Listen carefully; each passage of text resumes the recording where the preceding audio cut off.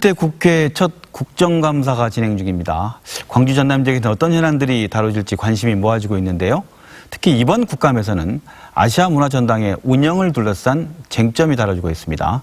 이른바 아시아 문화중심도시 조성 특별법 개정안 발의로 인해 전당 현장 시찰까지 이뤄져 그동안 해법을 찾지 못한 아시아 문화전당의 정상화에 물꼬를 틀 수 있을지 기대가 됩니다.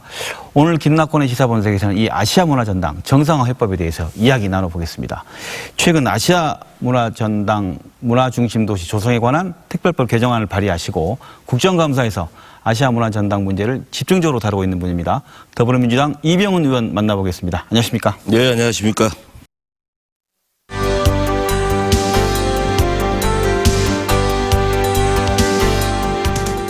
이번 국감에서 아시아 문화전당이 21대 국회 첫 국정감사인데 중요한 화두가 된 이유는 무엇입니까? 지금 제일 큰 문제는 네. 지금 2015년에 박근혜 정부 때 네. 그 특별법을 개정을 해놓은 게 있어요. 네. 그리고 데드라인이 금년 말입니다. 아, 올해 말로. 예, 그 법안 내용에가 참 네. 엉터리 같은 법안이었는데 네. 아시아 문화전당을 개관도 하기 전인 2015년에 법 개정을 해가지고 네. 아시아 문화전당을 5년간 일부 유탁한 다음에 5년 뒤에 전부 유탁한다. 네. 법인에 유탁한다고 해가지고 금년 말 안에 이게 정리가 안 되면은 이제 아시아 문화전당이 지금까지 들어간 돈이 예산이 한 1조 2천억이 넘거든요. 네. 공공성이 굉장히 강한 것인데 이 기능이 앞으로 어떻게 될지 장래가 굉장히 불투명해집니다. 네. 그래서 지금 금년 안에 정기국회 내에 특별법을 개정하는 것이 아주 시급합니다. 그러니까 말씀하신 건 최근 그 발의한 아시아 문화중심도시 조성 특별법, 우리가 그냥 아특법이라고 하던데 개정안 발의 이게 어떤 내용이 담아 있고 무엇이길래 지금 중요한 내용입니까? 지금 방금 말씀드린 바대로 네. 금년 말까지 그대로 두면은 네. 이게 이제 법인으로 넘어가게 돼요. 자, 법인으로 넘어가면 어떤 문제가 생기냐? 네. 정부에서 일정 금액만 지원을 해주고 나머지는 돈 벌어서 알아서 해라. 그 법인이 알아서 수익을 창출해라. 수익을 창출해라. 네네. 그런데 지금 이제 아시아문화전당에 1년 예산이 한 530억 정도 돼요. 네. 550억 정도. 네네. 근데 작년 재작년에 수입을 보니까 19억 정도 됩니다. 들어가는 돈은 550억인데 네. 벌어들인 돈은 19억. 예. 엄청난 큰 차이네요. 그러니까 이제 저렇게 되면은 네. 이제 만일에 법인으로 넘어가게 되면은 정부에서는 손을 떼겠다는 것이죠. 일정 보조금을 주고 나머지는 돈 벌어서 알아서 해라. 그럼 보조금을 좀 주고 나머지 돈 벌어라 하면은 저게 본래의 취지와는 전혀 관계없이 네. 대관 장사를 하겠죠. 공연장, 전시장 이렇게 막 나중에 월급도 제대로 못 줄 겁니다. 저걸 왜 만들었느냐. 네. 그 본래의 취지에 충실하기 위해서는 이번에 특별법이 굉장히 중요한 것이죠. 특별법은 상설 국가 소속 기관으로 하자. 국립중앙박물관처럼 국립아시아문화전당이니까 국가가 책임지고 관리하자. 이런 겁니다. 광주 시민의 입장에서 보더라도 눈에 다 보이지 않고 지하에 있는 시설로서 그동안 뭘 했는지 모르는 곳이었는데 지금 앞으로 이 법이 통과되지 않으면 이제 국가로부터 지원도 못 받는 모습이 된다고 한다면 앞으로 어떤 모습이 될지 좀 상상이 되는데 먼저 그 최근 국감에서 의원님 제기한 한두 가지만 짚고 이게 넘어가도록 하죠. 그 국감에 다뤄진 내용이었는데요. 아시아 문화전당의 의원님께서는 우리는 잘 모르지만 그동안에 전문 인력도 없이 그냥 운영돼 왔다라고 지적했는데 그게 어떤 내용이고 무엇이 문제입니까? 지금 제일 큰 문제는 네. 그 전당을 운영하는 조직이 이원화돼 있어요. 네. 전당 조직하고 국가공무원으로 된 전당 조직하고 문화원이라는 법인의 이원화된 조직으로 되다 보니까 네. 이게 상충, 갈등 제대로 되는 게 없죠. 그래서 이건 일원화되는 것이 가장 중요합니다. 이제 그리고 지금 문화원에 그 법인으로 되어 있는 문화원에서 정규직이 96명입니다. 아시아 문화원에서요? 예, 정규직 96명인데 지금 여기에 보면은 거기에 그 아시아 문화 연구소장이라든가 컨텐츠 사업 본부장이라든가 교육 사업 본부장, 문화 사업 본부장이 다 공석이에요. 5개 본부장 중에서 한 석 빼놓고는 다 공석입니다. 네.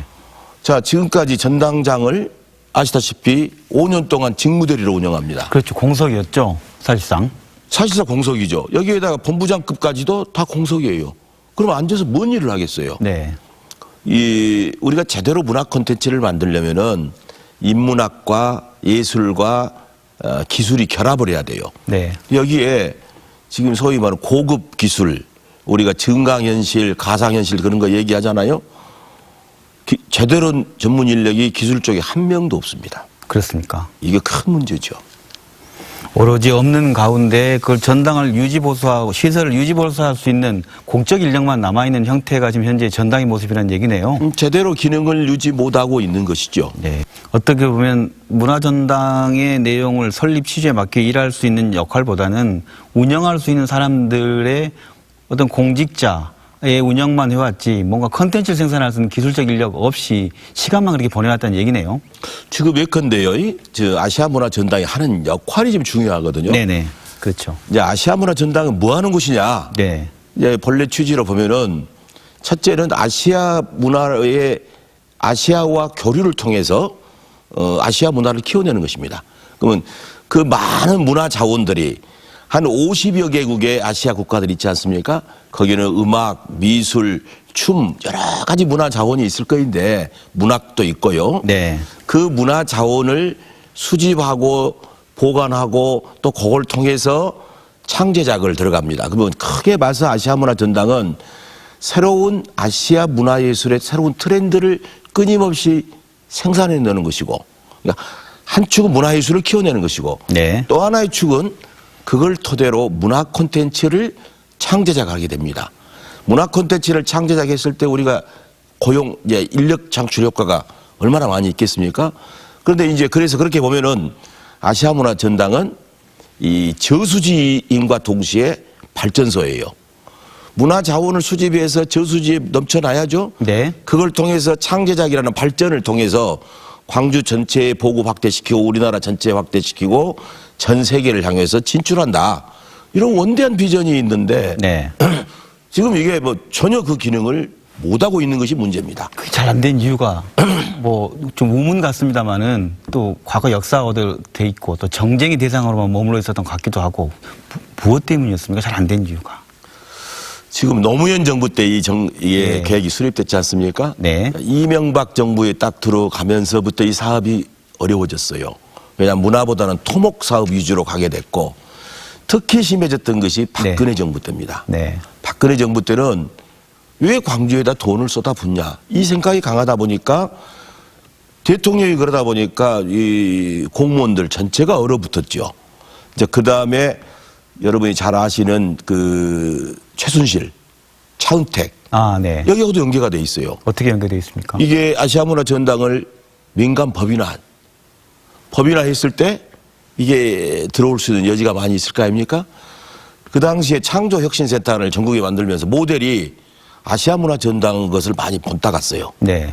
그리고 이걸 해체하고 이 소위 말하면 민간 법인화를 꿈을 꿨던 것이죠. 근데 어쨌든 그런 것들이 가장 컸고 이게 정쟁의 대상이 되다 보니까 이 국책 사업이 흔들렸다. 두 번째, 전당을 운영하는 인력들이 네. 고급 인력들이 와서 일할 수 있는 시스템이 돼야 되는데 네. 그 시스템이 갖춰지질 못했어요. 이원화된 조직이 서로 갈등과 상충되는 게 있었고 그래서 제대로 된 조직 시스템이 있어야 창제작도 하고 전체의 일을 할 수가 있다. 결국 사람이 중요한 것이죠. 이게 제대로 갖춰지지 못했던 게 가장 큰 이유입니다. 고 노무현 대통령이 아시아 문화 전당 추진을 얘기하면서 저도 귀에 생생한데 그때 이랬거든요. 부산은 해양수도, 대전은 행정수도, 광주는 문화수도. 그게 출발이 돼서 이 문화전당 사업이 시작된 거 아니겠습니까? 그 노무현 대통령이 광주에 아시아 문화전당을 구상한 이유를 어떻게 해석하시고 좀 쉽게 설명해 주십시오. 그게 노무현 대통령 시절의 구상은 네. 국가 균형 발전을 해야 된다. 수도권에가 집중해갖고 이 나라의 장래가 어떻게 되겠느냐. 네. 지방을 키우자. 그래서 그러면 서울에 있는 국가 공무원들을 소위 말해서 지금 세종시 거기다가 이제 행정수도를 만들자. 네. 그리고 이제 광주는 문화가 세니까 문화수도를 만들자. 부산은 해양수도를 하자. 이런 구상을 가지고 추진하다가 아시다시피 유연 논란에 빠졌지 않습니까? 그래서 수도란 말을 못 쓰게 됐어요. 그래서 세종시도 행정 중심 복합 도시가 됐고 광주는 아시아 문화 중심 도시 이런 표현으로 바꿔졌고 부산은 해양 수도가 아예 사라져 버렸죠. 그리고 두 개가 지금 살아서 움직이고 네. 있는 건데 네네. 세종시는 이미 국가 공무원들이 이제 부처가 다 옮겨갔지 않습니까? 그리고 이제 광주는 아시아 문화 전당만 하는 게 아니라 광주 전체를 그 문화 수도 형태를 갖추려면은 광주 전역에 5대 문화권을 키워내자. 그러면 그 중심에는 아시아 문화 전당이 있지만은 동서남북 광산에도 전부 그 문화 권역을 키워나가자는 것이 계획이었습니다. 네네. 문화전당 하나만 만들자는 게 이 문화수도 아시아 문화중심도시 사업이 아니었단 말씀이신 거죠? 그렇죠. 네. 문화전당하고 그 나머지 광주 전체를 어떤 아시아나 전 세계가 보는 문화수도로 만드는 거기에 국가의 돈을 투입하는 그 사업이었다는 말씀이신 거죠? 그렇죠. 광주가 이제 아시아는 이제 이런 거 있지 않습니까? 우리가 서로 아시아 국가들은 전부 서구의 지배를 받았고 그 식민지 지배의 경험이 있고 네. 또 민주화 운동을 해왔던 경험들이 있으니까 그런 공통 인식이 깔려 있다. 그러면 광주에다 멍석을 까는 것이죠. 네. 문화를 통해서 멍석을 까놔서 아시아 국가 간의 문화를 교류해서 서로가 상생 발전하자. 이 모든 것의 중심에 광주가 있는 것이죠. 그러니까 그 사업이 말 그대로 광주의 사업이 아니라 국가의 사업이고 문화를 통해서 우리나라가 한 대학 도약하는 것에 대한 시범 사업을 해보려고 했던 건데 이게 이명박 박근혜 정부 들어서 그 사업이 위축되고 예. 여기까지 왔는데 다시 이제 원점으로 돌아갔네요. 의원님께서 지금 아시아 아특법 개정안을 낸 것처럼 이대로 두면 이제 여기까지 위축돼 왔는데 이제 내년부터 국가 지원도 받지 못하는 상황에 놓이게 된 상황에서 다시 이 문제를 풀어야 된다는 시점에서 시작하신 거죠? 제일 먼저 선결 과제는 네. 법률 개정부터 들어가야 됩니다. 네. 법률 개정을 해서 당초 노무현 정부 때 만들었던 특별법의 정신을 살리자. 네. 그것은 네. 국가 정부 소속 기관으로 해서 공공성을 키우자. 네. 그래서 그걸 지금 5년 뭐 유탁한다는 걸 없애고 원래대로 국가 소속 기관으로 간다. 그 국립중앙박물관, 국립현대미술관 이렇게처럼 간다 이런 겁니다. 네. 이제 그런 것이고 네. 어떻게 저 조직을 잘 운영할 것이냐. 그건 좋은 콘텐츠를 만들어내려면은 좋은 인력이 그 일을 해야 되지 않겠습니까? 네네. 그러면 인력은 이렇게 될 겁니다. 네. 지금 고용성과 안정성과 전문성을 확보하려면은 그게 정부 소속 기관을 하더라도 학예직 공무원 중심이 돼야 됩니다. 일반직 공무원들 갖고는 전문성이 약하기 때문에 연구 중심에 네. 그 사례가 국립중앙박물관을 보시면 아실 거예요. 그런 걸로 해서 공공성에 관해서는 그렇게 가고 네. 또 저기에서 이제 세월이 지나다 보면은 수익구조 모델이 지금은 어렵지만은 먼 훗날에는 나올 거 아닙니까? 그래서 국립인 돈을 직접 못 벌기 때문에 문화재단을 하나 만들 거예요. 네, 네. 그래서 수익성 있는 사업을 거기서 전담게 그렇게 할 겁니다. 그리고 지금 제일 현안으로서는 지금 아시아문화원에 있는 그 직원들 네. 노조에서 반대를 하고 있거든요. 네, 그렇죠. 가장 큰 이유는 뭐냐? 이렇게 하다 보면은 자리를 잃을 수 있다. 그래서 그것 때문에 반대를 하고 그러는데 전혀 걱정 안 하셔도 됩니다. 제가 법안에도 고용승계를 넣어놨어요. 네. 그래서 고용승계를 넣어놓고 또 시민사회단체하고 노조랑 같이 해서 협의체 구성해서 고용승계 하는데 최대한 네. 끝까지 지켜볼 겁니다. 알겠습니다. 오늘 말씀 들어보니까 아특법 개정안이 문화수도 광주 애초에 노무현 대통령이 구상했던 그 정신의 출발로 가기 위한 어떤 출발 단계로 좀 느껴집니다. 그런 차원에서일까요? 지금 뭐 국회의원들, 광주의 국회의원들이 모두 모여서 이 개정안을 빨리 해야 된다라고 야당에도 촉구하고 또 야당도 또 광주 지역구도 같지 않았냐? 함께 해라. 이런 의미이신 거죠? 어떻습니까? 그래서 며칠 전에 네. 광주 지역 8명의 국회의원이 같이 뜻을 모아서 네. 또 이렇게 기자회견도 하고 이 법 개정은 이 정기국회 내에 금년 정기국회 내에 끝나야 된다. 그래서 뜻을 같이 해서 기자회견도 하고 그랬습니다. 네. 이 개정안이 통과되고 난다면에서 끝난 게 아니라 뭐랄까요, 이제 특별법 개정안으로 끝난 게 아니라 향후 전당의 미래를 정한 디딤돌 방향성을 하나하나 짚어가야 될 것 같은데 어떤 그게 필요하고 전당은 어떤 조직이 되니까 어떻게 된다는 그 구상을 설명해 주신다면요. 전당은요. 네. 첫째는 광주 시민의 사랑을 받아야 아시아를 대표하고 전 세계에서 각광받는 복합 문화예술계를 거듭날 겁니다. 그렇죠. 우리가 프랑스의 뽕피두 센터라든가 또 시드니의 오페라 하우스 관광 가면 다 가지 않습니까? 아시아 문화 전당의 궁극적인 목표는 정말 좋은 콘텐츠가 이루어져 가지고 소위 말해서 외국에서 이제 코로나가 극복이 되고 관광객이 왔을 때 한국에 오면은 광주의 아시아 문화 전당을 보자. 이게 그만큼 랜드마크가 돼야 됩니다. 네. 그러려면은 좋은 콘텐츠로 사람의 마음을 끌어들일 수 있는 작품들이 많이 나와야 된다. 네. 그러려면요, 먼저 네. 광주 시민의 사랑부터 받아야 됩니다. 네. 그렇죠. 그래서 이제 제일 큰 문제는 지나치게 전문성 위주로 가도 안 돼요. 대중성과 전문성의 적절한 조화를 이루어야 됩니다. 네. 그래서 가장 큰 것이 그리고 두 번째, 제대로 된 콘텐츠. 우리가 그 킬러 콘텐츠라고 하잖아요. 네. 예를 들면은 지금 이제 예술의 여러 장르, 영화 한 편으로도 세상에 틀 수가 있는 것이고 뮤지컬. 네. 벌써 캐치 같은 그런 공연이 전 세계를 순회를 하고 그러잖아요. 그런 정말 기가 막힌 작품들을 만들어서 아시아 문화 전당에서 보여주고 또 이것을 전 세계에 그 로열티를 받고 팔고. 대중성 관련된 부분 우리 시민들도 전당이 마치 너무 먼 벽같이 느껴지고 관련된 작품과 예술들이 우리와 좀 동떨어진 것 같은 느낌이 드는데 구체적으로 좀 더 어떻게 대중화해야 된다고 생각하고 우리 것과 관련된 뿌리와도 관련된 뭔가 고민도 필요하다는 생각이 드는데 어떻게 생각하십니까? 그 좋으신 지적인데요. 네. 광주 시민들이 좀 이렇게 좀 그런 게 대해서 굉장히 불만스러워요. 국립이다 해서 좀 이렇게 벽이 있다든가 너무 지나치게 이제 전당에서 우리가 문화예술 그러잖아요. 예술은 굉장히 정제되고 전문가인데 너무 문화예술 중에서 예술에 집중이 돼 있고 예술 중에서도 컨템퍼러리 아트라고 현대예술 이런 거에 집중하는 경향이 있어요. 네네. 이거 좀 난해하지 않습니까? 그래서 저는 이제 문화의 영역을 키워야 된다.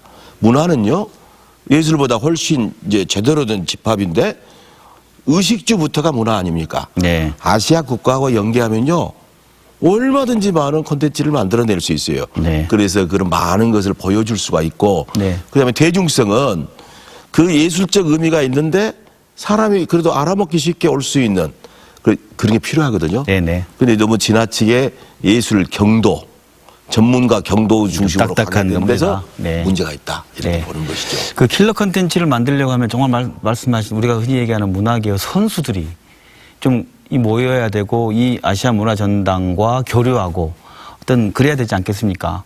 어떻게 예컨대요. 하면 될까요? 네. 여기는 이제 5.18 마지막 항쟁지라는 역사적 의미도 있잖아요. 네. 그럼 5.18에 광주에 머무르지 않고 전국화 세계화하는 데는 문화예술의 기여도가 굉장히 클 수가 있습니다. 예컨대 세계적인 지금 뮤지컬의 미스 사이공, 그 다음에 오페라 나비 부인 같은 거 있잖아요. 베트남 전쟁을 가지고 그 작품을 만들었거든요. 네.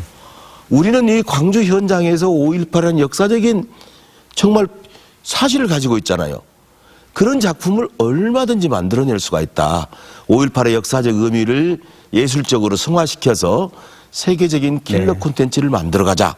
이게 대단히 중요합니다. 네. 이런 거 많이 할 수 있어요. 네.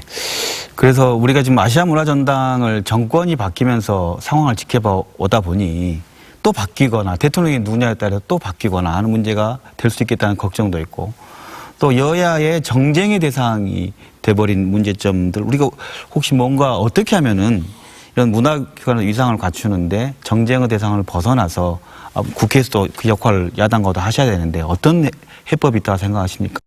사실은 문화예술이 정치적 영향력을 입으면 안 되거든요. 그런데 그렇죠. 우리 이제 사실상 예산과 법률이 정치력에 대해서 좌우되기 때문에 참 불가피한 면이 있습니다. 네. 잘 지켜내는데 저를 포함한 저희 광주 지역 국회의원들에게 잘 지켜내도록 서로 똘똘 뭉쳐서 하고자 합니다. 전당은 전당대로 정상화시키는 거에 급선무고 예. 광주의 5대 문화권 사업 이게 지금 진척이 잘 안 되고 어렵게 가고 아주 적게 가고 있는데 네. 이 사업이 제대로 뿌리를 내릴 수 있도록 지금 5대 문화권에 대한 국가 예산 지원 사업 그것을 철저히 챙기도록 그렇게 하고자 합니다. 뭐 어쨌든 더불어서 광주는 뭐 문화수도란말을 법적으로는 쓸 수 없지만은 정서적으로 다들 알고 있으니까 진정한 문화수도가 될 수 있도록 그 힘을 다 기울일 생각입니다. 좋은 아이디어를 통한 좋은 콘텐츠를 만들어낼 수 있도록 그렇게 하겠습니다. 네, 지금까지 더불어민주당 이병훈 의원과 함께 아시아문화전당의 법인화를 둘러싼 쟁점은 무엇인지, 아시아문화전당이 국가문화기관으로서 정상화되기 위한 해법은 무엇인지 이야기 나눠봤습니다. 오늘 자리에 함께해 주신 이병훈 의원님 고맙습니다. 감사합니다.